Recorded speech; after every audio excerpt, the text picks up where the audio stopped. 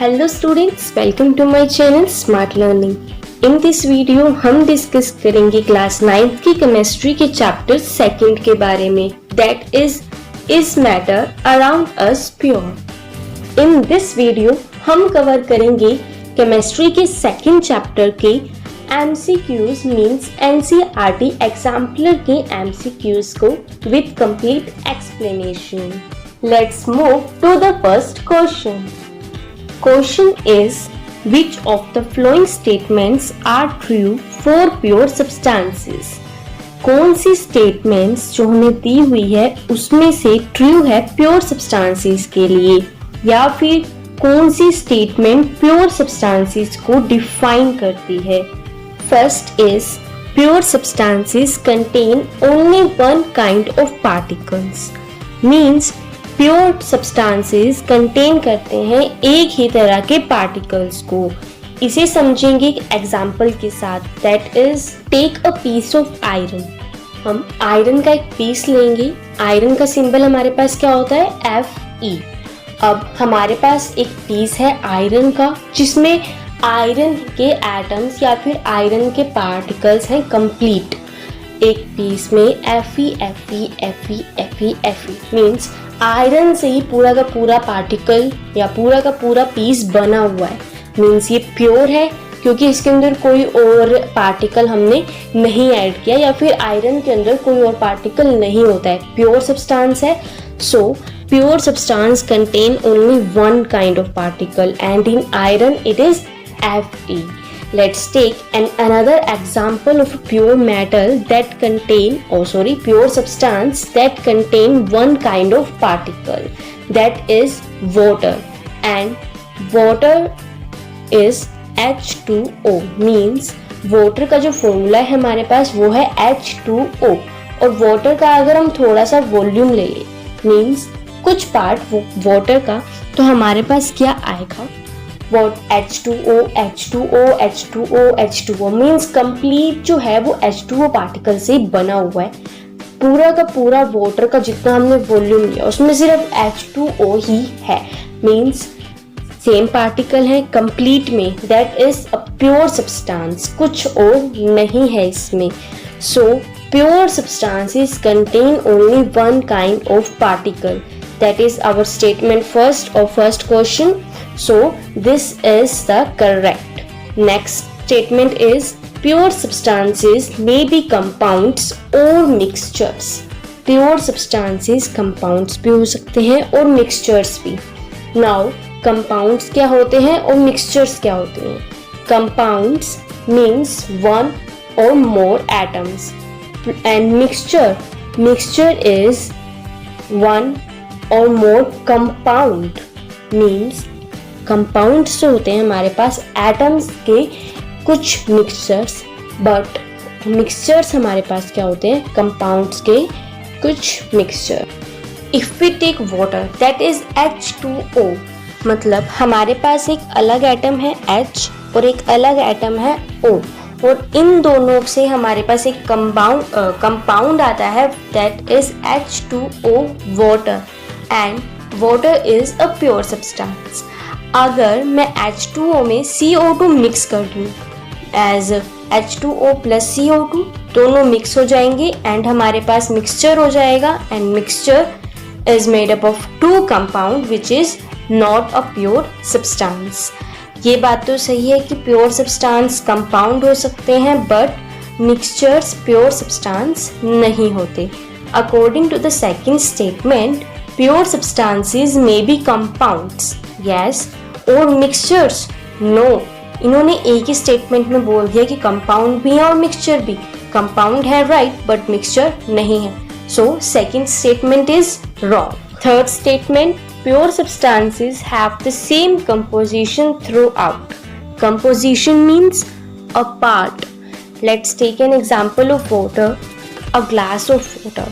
और अगर इस क्लास में से हम इक्वल वॉल्यूम करके वाटर का डिवाइड कर दें, तो हमारे पास जो फर्स्ट पार्ट होगा वो कुछ वाटर के पार्टिकल्स कंटेन करेगा, और हम मान लेते हैं कि वो 3 मॉलिक्यूल्स H2O के कंटेन करता है। अब ऐसे ही हमारे पास सेकंड पार्ट में भी 3 मॉलिक्यूल्स होंगे H2O के, थर्ड पार्ट में भी और फोर्थ पार्ट में भी। अब जो हमारे पास कंपोजिशन हुई वो सेम हुई, और सेम कंपोजिशन हमारे पास होती है प्योर सब्सटेंस में। So third statement is also right, pure substances have the same composition through out. Now fourth statement, pure substances can be exemplified by all elements other than nickel. Pure substances can be exemplified by all elements. Means हर एक element pure substance का example होता है। Elements हमारे पास जो periodic table में present होते हैं। Other than nickel, nickel include नहीं होता। क्यों? निकल भी तो एक प्योर सब्सटेंस ही है। मीन्स निकल जो हमारे पास एक पीस या एक पार्टिकल है जो कंप्लीट एक निकल से ही एटम से बना हुआ है, so it is also pure substance. इन्होंने इसमें एक स्टेटमेंट को गलत कर दिया और बोला कि इसमें निकल इंक्लूड नहीं होता। Means according to statement nickel pure substance नहीं है, but actual nickel pure substance है। So fourth statement is wrong and option B is the correct and solution is B. Now it's time to move on the next question. Listing of an article made up of iron is called. Here article means object. एक object जो iron का हो, अगर उसमें rusting हो जाए तो हम क्या कहेंगे? अब रस्टिंग क्या होता है? रस्टिंग होता है जंग लगना। जब आयरन एयर या फिर वाटर के कांटेक्ट में आती है तो आयरन पर जंग लग जाता है और हम उसे कहते हैं कोरोजन। जब आयरन पर रस्टिंग होती है तो हम उसे प्रिवेंट कर सकते हैं, बट रस्टिंग को आयरन में वापस चेंज नहीं कर सकते। मींस केमिकल चेंज, क्योंकि केमिकल चेंज में हम रिवर्स प्रोसेसिंग नहीं कर सकते। Now move on the question and given options. First option is corrosion, physical as well as chemical change. corrosion तो होती है right, but chemical change yes होता है। ओ फिजिकल चेंज ये नहीं होता। मीन्स रस्टिंग ऑफ आयरन में फिजिकल चेंज नहीं होता। अकॉर्डिंग टू क्वेश्चन corrosion है, फिजिकल चेंज भी है, और फिजिकल चेंज नहीं है बट केमिकल चेंज है। केमिकल चेंज और फिजिकल चेंज बोथ इंक्लूड होते हैं। That is why physical change is wrong. So option is wrong. Second one is dissolution. Dissolution means कोई ऐसा solution बनना जिसमें solvent और solution दोनों अच्छे से mix हो जाएं। But जब iron पे rusting होती है means moisture के contact में आता है तो solution नहीं बनता। So dissolution is wrong. सो इस ऑप्शन में हमें दिए हुए हैं physical change also. Physical change हमने अबव डिस्कशन किया कि नहीं होता, केमिकल चेंज होता है। This statement is also wrong. Now next, corrosion and it is a chemical change. As we discussed above, rusting of iron में corrosion और rusting of iron में corrosion होती है एंड रस्टिंग ऑफ आयरन एक chemical change भी है। So option C is right. Chemical change तो है नेक्स्ट ऑप्शन में, बट डिसोल्यूशन भी है। सो डिसोल्यूशन तो रॉन्ग है, केमिकल चेंज राइट है। डिसोल्यूशन होने की वजह से ये ऑप्शन भी रॉन्ग है and the solution is option C is correct option. Next question, A mixture of sulfur and carbon disulfide is. Sulphur हमारे पास होता है पाउडर की फॉर्म में और कार्बन डाइसल्फाइड लिक्विड की फॉर्म में। तो दोनों का मिक्सचर हमारे पास होगा एक सॉल्यूशन और इस सॉल्यूशन को हम कहेंगे कोलाइडल सॉल्यूशन। कोलाइडल सॉल्यूशन ही क्यों? क्योंकि सल्फर और कार्बन डाइसल्फाइड को जब मिक्स करते हैं तो हमारे पास बनता है colloidal solution. And now what is colloidal solution? Colloidal solution is actually heterogeneous mixture जो completely dissolve नहीं होते पर हमें colloidal solution दिखाई देता है homogeneous की तरह। colloidal solution हमें दिखाई देता है homogeneous mixture की तरह, जिसमें solution में solute और solvent दोनों ही completely dissolve हो जाते हैं। अब colloidal solution show करते हैं Tyndall effect। Tyndall effect means solution में से जब लाइट पास हो जाए या फिर आर पार सॉल्यूशन के चली जाए लाइट, तब हम उसे कहेंगे टिंडल इफेक्ट, मतलब वो सॉल्यूशन टिंडल इफेक्ट शो कर रहा है। तो फर्स्ट ऑप्शन है हमारे पास heterogeneous and show Tyndall effect. Yes, this solution is heterogeneous क्योंकि होमोजीनियस की तरह होमोजीनियस के जैसे सिर्फ दिखाई देता है, पर होता है heterogeneous mixture, and also shows Tyndall effect as we discuss above. So this problem is correct, this option is correct. Next option is homogeneous and shows Tyndall effect. Tyndall effect show करता है but homogeneous नहीं होता, so this option is wrong. And next one is heterogeneous and does not show Tyndall effect. Yes, heterogeneous होता है और Tyndall effect show करता है, और इसमें लिखा है नहीं करता, so this is wrong. Last one is homogeneous, that is wrong. Does not show Tyndall effect, this is also wrong, so option is wrong, and the solution is option A, heterogeneous and shows Tyndall effect. Next question is tincture of iodine has antiseptic properties. This solution is made by dissolving. A tincture of iodine is very common solution, and antiseptic property means alcoholic property.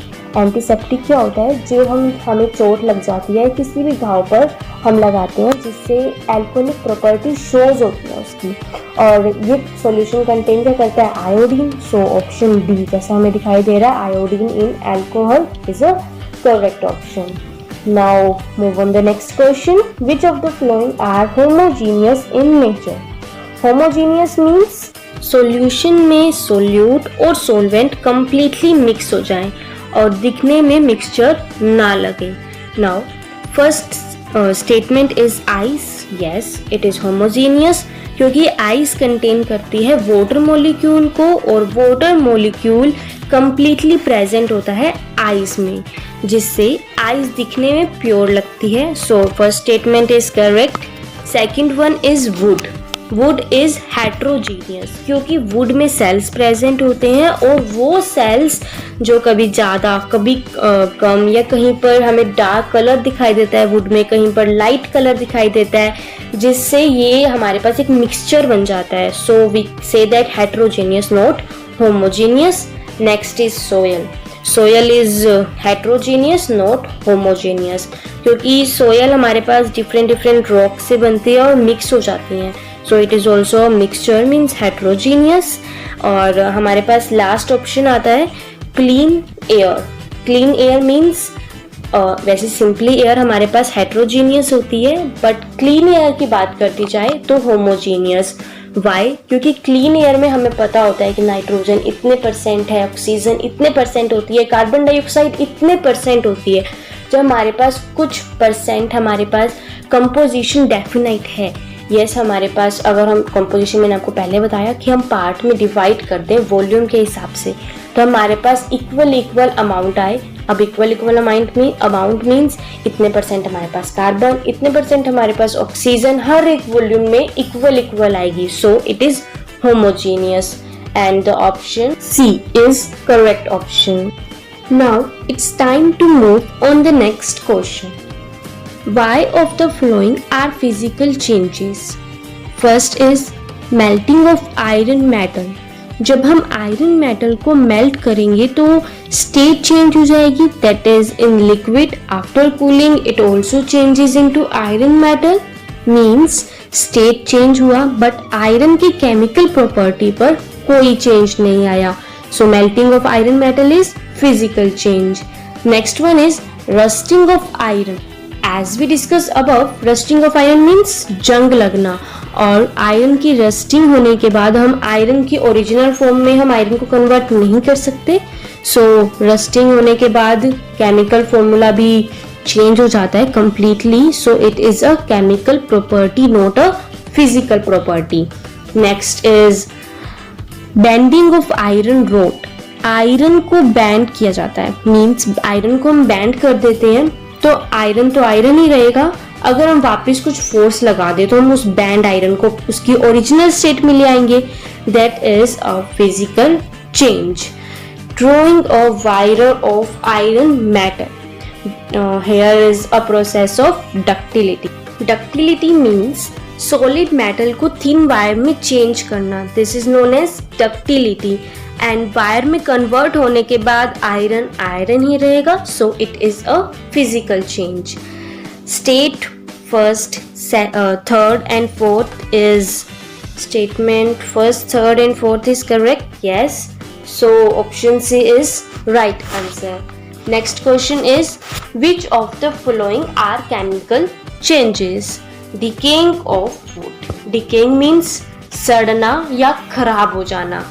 According to science, कोई चीज़ जब खराब हो जाती है, जब molecules उस पर attack कर देते हैं, so wood की जो properties होंगी वो change हो जाएंगी, converting into chemical property, so it is a chemical change. Next is burning of wood. Would का जलना, दिस इज वेरी सिंपल. अगर लकड़ी जल जाएगी तो क्या होगा, लकड़ी हम वापस उसी स्टेट में या फिर सॉलिड में वापस चेंज नहीं कर सकते. So it is a chemical change, not a physical change. Now sawing of wood. Sawing means लकड़ी की या फिर वुड की एक परत. अब sawing of wood is also a wood, so it is a physical change. Hammer of nail into a piece of wood. Simply जब wood में नेल लगेगी तो वो वुड तो वुड ही रहेगी और उसकी प्रॉपर्टी में भी कोई चेंज नहीं आएगा, so it is a physical change. According to question हमें केमिकल चेंज बताना है, तो first and second both show chemical change and solution option A is correct option. अगर आपको वीडियो अच्छी लगी हो तो लाइक और सब्सक्राइब करना ना भूलें. I hope this video is helpful for you. Thank you.